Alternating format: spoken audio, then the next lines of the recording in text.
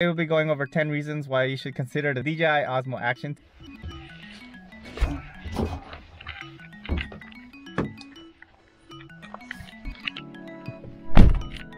Hi, I'm Chris and welcome to my YouTube channel.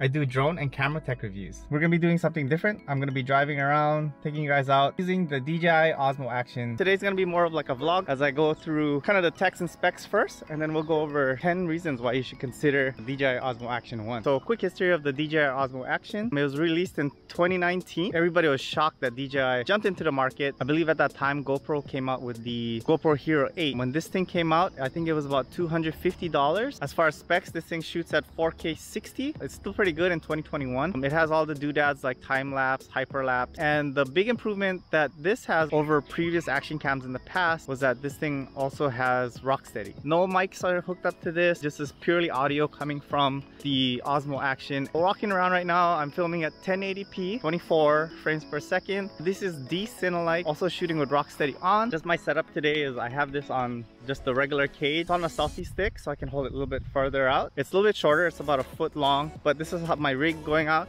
I have a little tripod hooked up to the bottom of this rig. Yeah, let's go to our next location and start the list. How's the stability so far? Leave the comment below. Number one, why you should consider looking at the DJI Osmo Action 1 is cost. You can find it on the used market for anywhere between $125 to $250. I got it on the used market for $200. So we're pulling up to our first destination. We're at Rainbow Falls right now, early in the morning, but it's also bright out. So I wanted to showcase how this thing works in the daylight and in shadows. Again, I'm filming in D-Cinelite. So no rainbows today. It was storming not too long ago.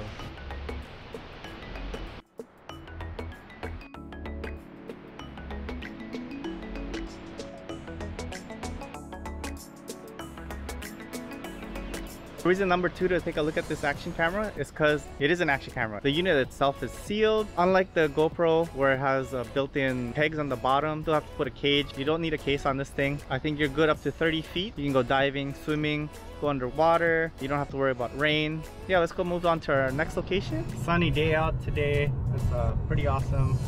Reason number three is if you're a tech guy, you're gonna really enjoy the features for what it has. If you're a cinematic guy like myself, it shoots at 24 frames per second in all resolutions. This thing is able to shoot at 4K 60, 2K 60, and 1080, 240 frames per second. Just keep in mind that Rocksteady stabilization is not available in all situations, especially the higher frame rates in 1080p. But yeah, we're gonna take a look at the ocean. A bayfront, waves are coming in, people, they're surfers. Hopefully I don't get splashed, but again, this is waterproof, so I got a feeling I will be. So this is filmed at 1080p, 24 frames per second. But if you shoot 4K, I mostly use it to crop in like I'm gonna do right now. Oh, okay. Almost got splashed there.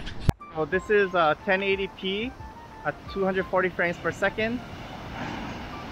There's no Rocksteady with this right now.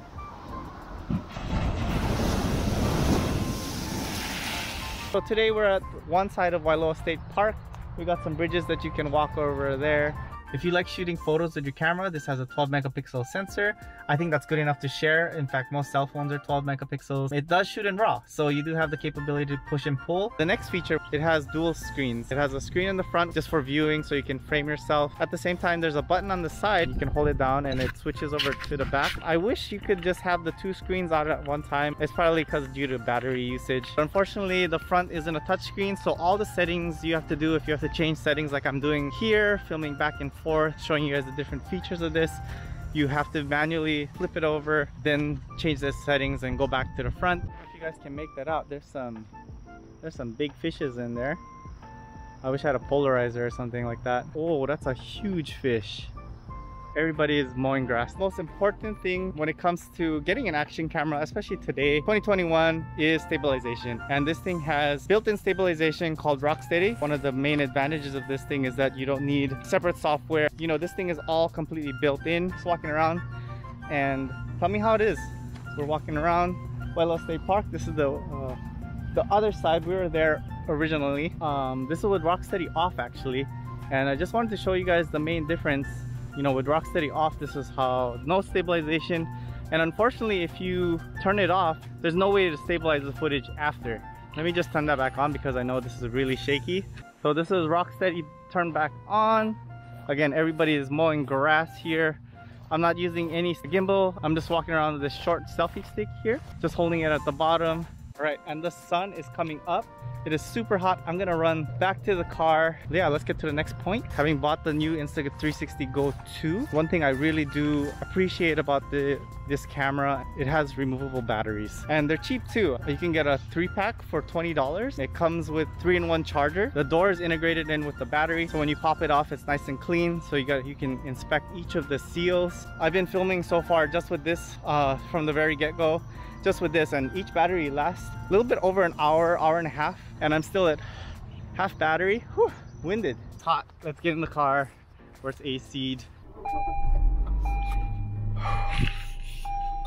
So one of the things I do enjoy about this camera is that it charges via USB-C, and all attachments, the mic adapter and whatnot, is all USB-C. If all your cell phones are USB-C, it makes life easier because all you have to do is walk around with one cable. Especially in your car, you can charge it from your car directly to this camera.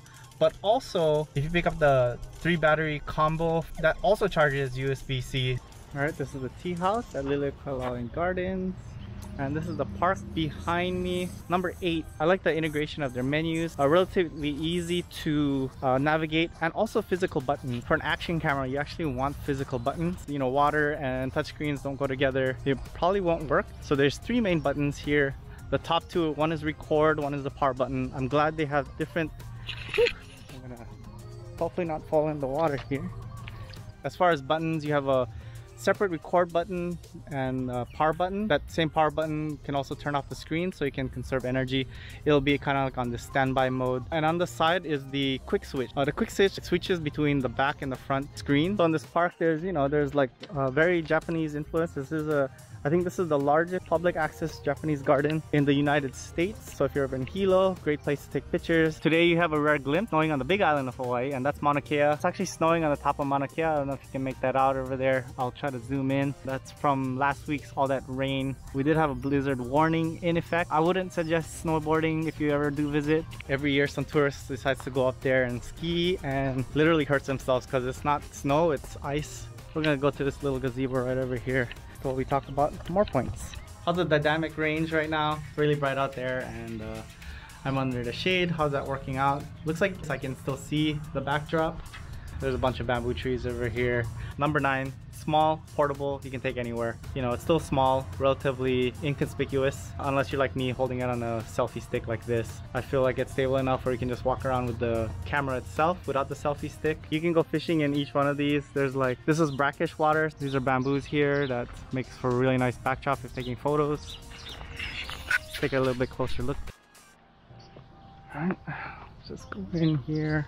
You can replace this with an ND filter. They make a set. I think Newer and Freewell makes a set. I've been happy with the footage so far. As an action camera, if you drop this or break this, I think the GoPro Hero 8, you couldn't replace this.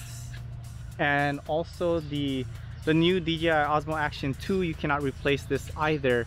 I'm getting bit by mosquitoes, so let's get out of here. Number 10 reason why I like using the DJI Osmo Action is if you like to share stuff right away and whatnot, it does have the Mimo app.